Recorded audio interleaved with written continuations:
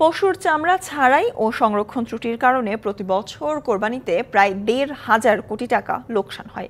লোকসান এড়াতে তাই কোরবানিদাতাদের আরও সতর্ক থাকার আহ্বান জানিয়েছে বাংলাদেশ ট্যানার্স অ্যাসোসিয়েশন। রাজধানীর জিগাতলায় এক কর্মশালায় এসব তথ্য দেন ট্যানারি মালিকরা। এ সময় প্রশিক্ষিত লোক দিয়ে কোরবানির পশু প্রক্রিয়াজাত করার আহ্বান জানান তারা। কর্মশালায় নিরাপদে চামড়া প্রক্রিয়াজাত করার কৌশল তুলে ধরা হয়। ট্যানারি মালিকরা জানান, লেজ কাটা সহ সংরক্ষণ ত্রুটির কারণে প্রতি বছর ৩০ থেকে ৩৫% চামড়া ফেরত দেন বিদেশি ক্রেতারা।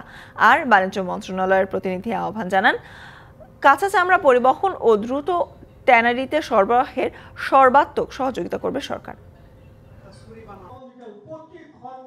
কেন জানি আমরা চামড়া থেকে ওইভাবে আগাচ্ছি না। তুলনামূলক ওই সবচেয়ে বেশি লেস কাট হয় ঢাকা, সিলেট, চিটাগং। লেস কাট বন্ধ করতে হবে। চামড়া সেক্টরটা বাঁচাইতে হইলে লেস কাট কমাইতে হবে। পশুটা কোরবানি দেওয়ার পরে ছাড়ানোর পরে আপনার এটাকে আপনার যথাযথভাবে আপনার ওয়াশ করে ধুয়ে লবণটা লাগাবেন।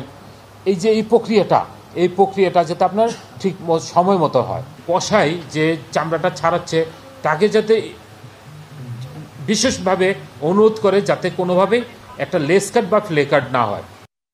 নগদে ৫০০ টাকা বা তার বেশি পেমেন্টে পেতে পারেন ঢাকায় জমিসহ ২০ কোটি টাকার পুরস্কার।